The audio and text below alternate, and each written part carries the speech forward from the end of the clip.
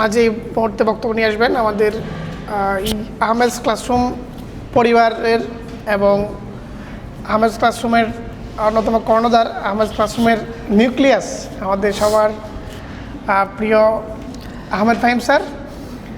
স্যারকে ওনার মূল্যবান বক্তব্য এবং দিক নির্দেশনার জন্য আহ্বান জানাচ্ছি। আসসালামু আলাইকুম, ধন্যবাদ সবাইকে। আজকের এই প্রোগ্রামে উপস্থিত আমার শ্রদ্ধাভাজন শিক্ষক মণ্ডলী, বিশেষ করে Rasel sir, Usman sir, Farhad sir, Arif sir এবং ইয়াহিয়া স্যার, সবাইকে আমি অনেক অনেক ধন্যবাদ জানাই। কারণ আপনাদের অক্লান্ত পরিশ্রমের কারণেই এরকম একটা প্রোগ্রাম আয়োজন করা সম্ভব হয়েছে। আর বিশেষ করে আজকে যাদেরকে নিয়ে আয়োজন, আমার প্রাণপ্রিয় শিক্ষার্থীরা, তোমরা সবাই এসেছো, তোমাদের সবাইকে অনেক অনেক ধন্যবাদ জানাই। তোমাদের সামনে যেহেতু পরীক্ষা আর বেশি দিন নাই, এখন তোমাদের একটা প্ল্যান করে সামনে আগানো উচিত। আমি যেই কথাগুলো তোমাদেরকে বলবো এর ম্যাক্সিমাম কথাগুলোই কিন্তু স্যারেরা বলে ফেলেছেন। বিশেষ করে আরিফ স্যার প্রথমে খুব সুন্দর করে বুঝিয়ে দিয়েছেন যে পরীক্ষার সময় কি করা উচিত বা টাইমটাকে কীভাবে স্পেন্ড করবা, সব কিছু বলে দেওয়া হয়ে গেছে অলরেডি। ফরাজ স্যারও খুব সুন্দর বলেছেন, উসমান স্যারও খুব ভালো করে বলেছেন এবং রাসেল স্যার তো একদম সুন্দর করে তোমাদেরকে বুঝিয়ে দিলেন যে ফিউচার লাইফে তোমাদের ভালো করার জন্য এখন কি কি পদক্ষেপ নিতে হবে। তো আমি তোমাদের সবাইকে দু একটা কথা বলবো যেটা তোমাদের লাইফের জন্য অনেক বেশি গুরুত্বপূর্ণ। তোমাদের এখন যেই এক্সাম, যেটা এসএসসি এক্সাম, এটা হচ্ছে তোমাদের জাস্ট একটা শুরু। তো আমরা সবসময় বলি বিসমিল্লাতে যার মানে শুরুটা যার ভালো হয় শেষটা তার ভালো থাকে। তো তুমি যদি লাইফে ডাক্তার হতে চাও, ইঞ্জিনিয়ার হতে চাও বা ভালো কোনো জায়গায় যেতে চাও, বড় কোনো কিছু হতে চাও, তোমাকে অবশ্যই এসএসসিটা ভালো করে পাশ করতে হবে।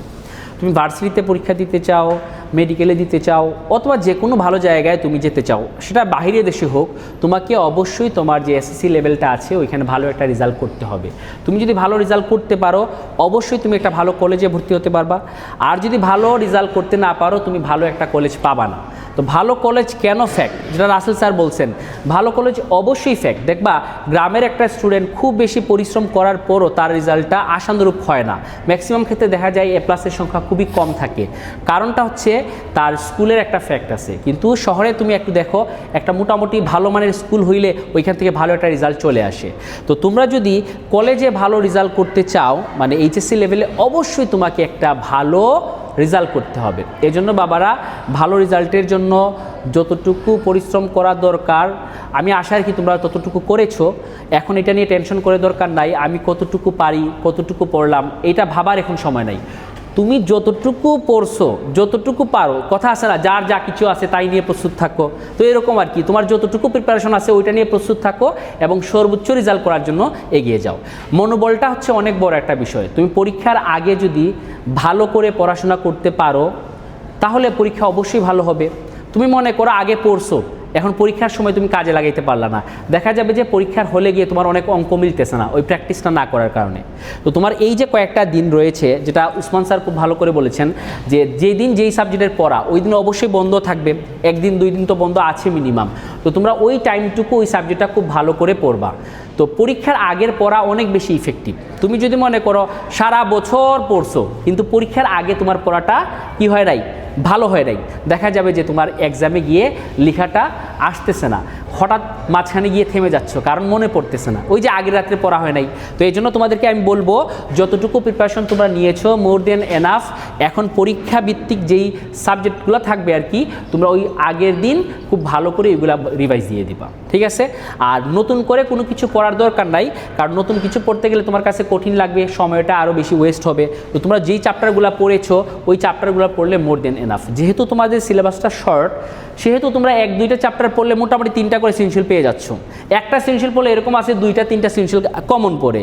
তো তোমাদেরকে ওইরকম বাছাই করতে হবে, যেটা আমরা ক্লাসে বলে দিয়েছি। আমি বিশেষ করে ফিজিক্স কেমিস্ট্রির জন্য বলে দিয়েছি, রাসেল স্যার ম্যাথ হায়ার ম্যাথের জন্য বলে দিয়েছেন, উসমান স্যার বাংলার জন্য বলে দিয়েছেন, আরিফ স্যার বায়োলজির জন্য বলে দিয়েছেন।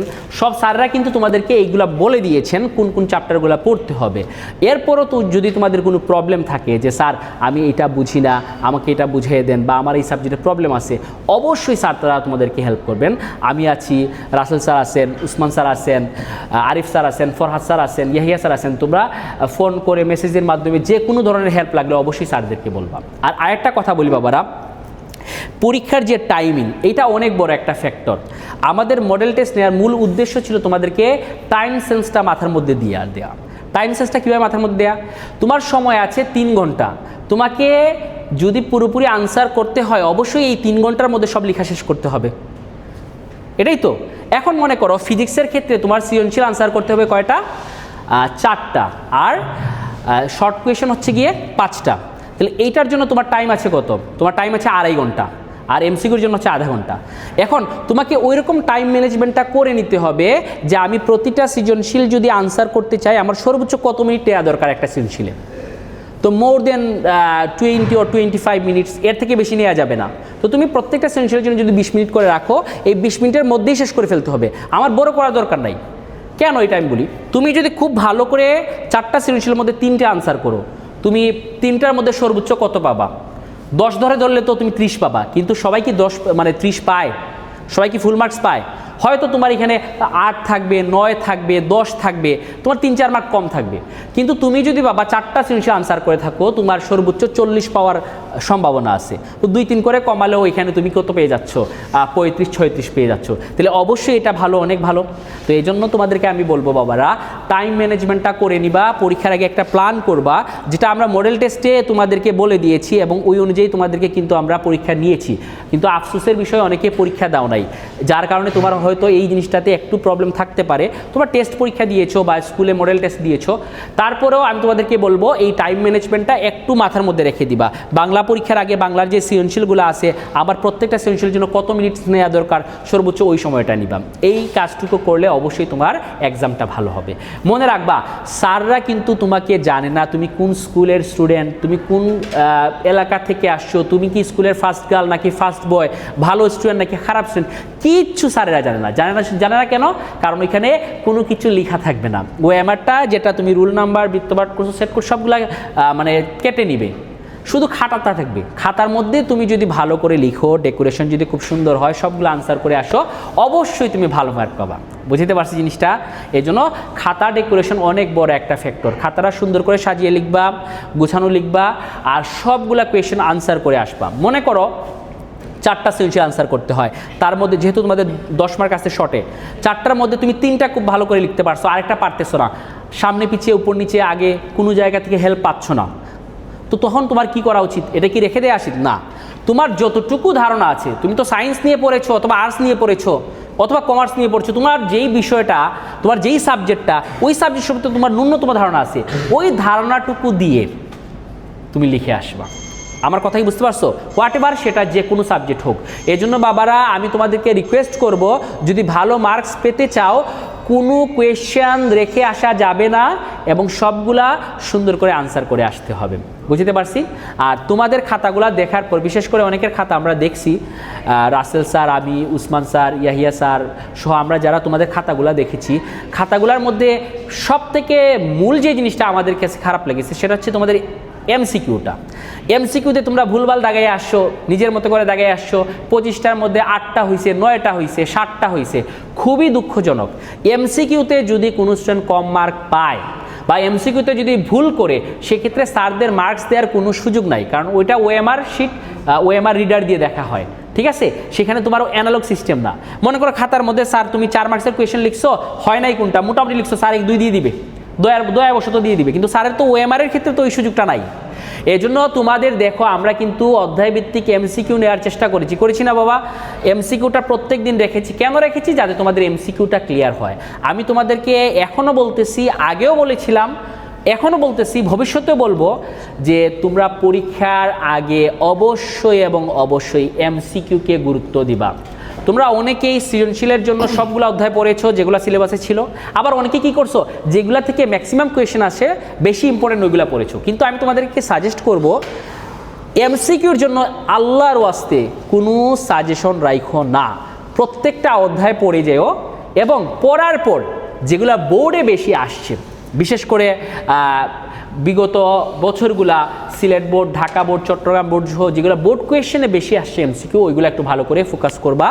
অবশ্যই এবং অবশ্যই তোমার এমসিকিউ ভালো হবে।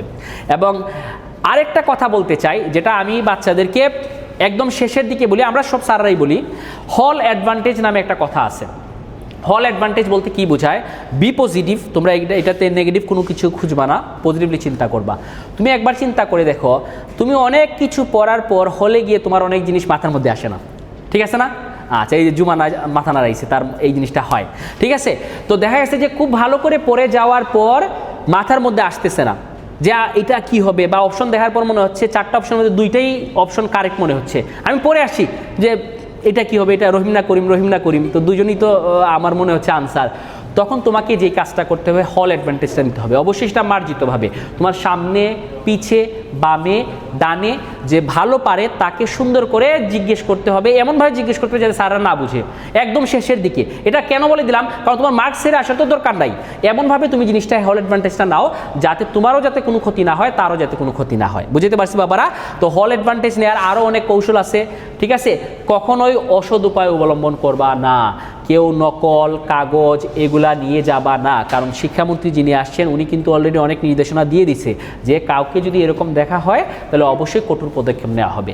এবং স্যারেরা যারা হল গার্ড থাকেন, তোমরা যে হল অ্যাডভান্টেজ যেটা নাও মার্জিতভাবে, অবশ্যই মার্জিতভাবে, এটাতে স্যাররা সুযোগ দেন। স্যাররা একটু বাইরে হাঁটতে যায়, মানে বুঝে যে বাচ্চারা এই মুহূর্তে একটু তারা কথা বলে ফেলুক, আমরাও যেটা করি মাঝে মধ্যে, বাট এটা অবশ্যই সুন্দরভাবে হতে হবে, মার্জিতভাবে হতে হবে। এবং কেউ নকল করার চেষ্টা করবা না, এবং কারো খাতা যাতে কারো কাছে না যায়। মনে করো তুমি একটা লুজ নিয়ে তুমি এটাকে লিখে আরেকজনকে দিয়ে দিলা, এর থেকে ভয়ঙ্কর অপরাধ কিছু হতে পারে না, তোমাকে সাথে সাথে হল থেকে বের করে দেবে, এক্সপেল করে দেবে, তোমার পরীক্ষা বাতিল। তো এই কাজগুলো কখনোই করবা না, ঠিক আছে বাবারা? আর সবাই ভালো করে পড়াশোনা করে যাও, সবার জন্য অনেক অনেক দোয়া এবং ভালোবাসা রইল। আর সর্বোপরি আরও 2-1টা কথা বলে ফেলি, যেটা আমার আরিফ স্যার বলছেন, ফরাজ স্যার ওই কথাটা বলছেন যে সুস্থ থাকাটা অনেক বড় একটা নিয়ামত আল্লাহর। কেন আমি তোমাদেরকে বলি, পরীক্ষার সময় তুমি যদি সুস্থ না থাকো, তোমার যত বড়ই প্রিপারেশন থাকুক না কেন, যত বেশি প্রিপারেশন থাকুক না কেন, তুমি পরীক্ষা ভালো করে দিতে পারবা না। দেখা যাবে যে অসুস্থতার কারণে তোমার পরীক্ষা ভালো হয় নাই, মাথা ঘুরাইতেছে পরীক্ষা ভালো হয় নাই, সর্দি জ্বর চলে আসছে পরীক্ষা ভালো হয় নাই, পেটের সমস্যা পরীক্ষায় গেছো ভালো হয় নাই, বা অসুস্থ হয়ে গেছো পরীক্ষায় যাইতে পারো নাই। এই জন্য বাবারা এই যে টাইমটা আছে, বিশেষ করে এই যে কয়েকটা দিন, তোমরা নিজেদের প্রতি যত্ন নাও, এবং এমন কোনো কাজ করবা না, এমন কোনো খেলাধুলা করবা না যেটা আরিফ স্যার বলছেন যেটার কারণে তুমি ইনজুর হতে পারো, ঠিক আছে? বাইক যারা চালাও, বাইক চালানো থেকে বিরত থাকো। মেয়েরা যারা আসো, ছাদে যাও, নিচে উঠো, যে লাফালাফি করে ছাদ থেকে পড়ে গেলো লাফ দিয়ে, এরকম যেন কোনো কাহিনী না ঘটে। জাস্ট বললাম মজা করে, জিনিসটা আসলে তোমরা সিরিয়াসলি নিবা, এরকম কোনো কাজ করবা না। আর যেহেতু এখন ওয়েদার চেঞ্জ হচ্ছে, তোমরা জানো গ্রীষ্মকালটা প্রবেশ করলো আজকেই পহেলা বৈশাখ, সবাইকে পহেলা বৈশাখের শুভেচ্ছা। এখন কিন্তু গরমকাল শুরু হয়ে গেছে, ঝড় গরম লাগা এগুলো আসবে। তোমরা আইসক্রিম খাও, অনেকে খুব বেশি ঠান্ডা বা এসির নিচে থাকো, বা বারবার গোসল করো, এতে কিন্তু তোমাদের ফ্লুজনিত প্রবলেম হতে পারে, ঠান্ডা লেগে যেতে পারে, সর্দি হতে পারে, গলায় ধরে যেতে পারে। এই জন্য অবশ্যই এটা একটু নিয়মমাফিক করবা। আর আরেকটা জিনিস, তোমার পরীক্ষা শুরু হবে 10টায়। আমি এখানে অনেককেই চিনি যারা সকাল 10টার আগে ঘুম থেকে ওঠে না। এটা ভেরি ব্যাড। তোমরা এই এক্সামের জন্য হলে অন্তত পক্ষে 11টা বা 12টার মধ্যে ঘুমিয়ে যাবা, আর সকাল 7টা অথবা 8টার মধ্যে যদি ফজরের সময় উঠতে পারো, এটা ভেরি গুড। নামাজ পড়লা, বা হিন্দু যারা আসো সবাই কিন্তু মানে সকালটাকে কিন্তু আশীর্বাদ হিসেবে নেয়। তো সবাই সবার ধর্মীয় যে রীতিগুলো আছে এগুলো পালন করে পড়তে বসবা, তখন দেখবা মেন্টালি একটা রিফ্রেশমেন্ট থাকবে। এবং অ্যাটলিস্ট তোমাদের 7 ঘন্টা বা 6 ঘন্টা ঘুমাইতে হবে, 6 থেকে 7 ঘন্টা ঘুমাইতে হবে, এই জিনিসটা ইয়ে করবা। আর তোমরা অনেকদিন এখানে পড়েছো, তোমাদেরকে অনেক ধমক দিয়েছি, গালিগালাজ করেছি, তোমরা অনেকে অনেক কোয়েশ্চেন করেছো, সবগুলো কোয়েশ্চেন সুন্দরভাবে দেওয়া সম্ভব হয় নাই। অনেকের অনেক চ্যাপ্টারের প্রবলেম ছিল, যেগুলো তোমরা বলছিলা যে স্যার আরেকবার দেখিয়ে দেন। আমি হয়তো একবার দেখিয়ে দিছি, তারপর আবার বলছিল দেখিয়ে দাও, কিন্তু আমার পক্ষে সম্ভব হয় নাই। তো যদি পরবর্তীতে সম্ভব হয়, কোনো প্রবলেম যদি থাকে, তোমরা অবশ্যই আমাকে হোয়াটসঅ্যাপে নক করবা, মেসেজ দিবা, আমি তোমাদেরকে এগুলা বুঝিয়ে দেওয়ার চেষ্টা করব। আর আরেকটা জিনিস তোমাদেরকে বলি, তোমার ওই যে বললাম যার যা কিছু আছে তাই নিয়ে প্রস্তুত থাকো। এখন তুমি পারো যতটুকু, ওইটা নিয়ে তোমাকে প্রস্তুত থাকতে হবে। মোটামুটি তো পড়া হয়েছে, ওইটুকু নিয়ে থাকো, মোর দেন এনাফ, ইনশাআল্লাহ ভালো রেজাল্ট হবে। মনোবলটা শক্ত রাখবা যে আমি পারি, আমার দ্বারা সম্ভব এবং আমি পারবো। এই মনোবলটাই মানুষকে সামনের দিকে এগিয়ে নিয়ে যায়, মনে থাকবে বাবা। আর আরেকটা জিনিস বলে ফেলবো, বলে আমার বক্তব্য শেষ করে ফেলবো। মনে রাখবা, তোমার বাবা মা তোমার জন্য যে জিনিসটা চাইবে বা যে জিনিসটা বলবে এটাই তোমার জন্য পারফেক্ট এবং এটাই তোমার জন্য উত্তম, এই জন্য বাবা মার কথা শুনবা। বাবা মা যেই জিনিসটা না করবে ওইটা অবশ্যই মেনে চলবা, আর যেটা বলবে করার জন্য অবশ্যই সেটা করবা। কারণ বাবা মার কথা যারা শুনে তারাই ভবিষ্যতে ভালো কিছু করতে পারে এবং ভালো জায়গায় যায়। বাবা মার কথা যারা শুনে না, আমরা এজ এ টিচার হিসেবে বা একজন মানুষ হিসেবে আমরা দেখে আসছি, বাবা মার কথা যারা শুনে না তারাই পিছিয়ে থাকে, তারাই আগাতে পারে না। এই জন্য বাবা মার কথা শুনবা। আর আমরা যারা শিক্ষকরা আছি, বাবা মার পরেই কিন্তু শিক্ষকের স্থান। তোমরা আমাদেরকে বাবা মার পরেই ধরতে পারো। যে কোনো ধরনের প্রবলেম হলে আমরা তো আছি, অবশ্যই আমাদেরকে ইয়ে করবা। আর তোমাদের মনে যদি কোনো দুঃখ দিয়ে থাকি, আমি ক্লাসের মাধ্যমে হোক, যে কোনোভাবে হোক, এবং আমাদের স্যারেরাও যদি কোনো কারণে তোমাদের দুঃখ দিয়ে থাকেন, আমি একজন পরিচালক হিসেবে আমি তোমাদের কাছে ক্ষমা প্রার্থী। অবশ্যই তোমরা ভালো কিছু করো, তোমাদের জন্য অনেক অনেক দোয়া এবং ভালোবাসা রইল। সবার জন্য অনেক অনেক শুভকামনা। আল্লাহ হাফিজ।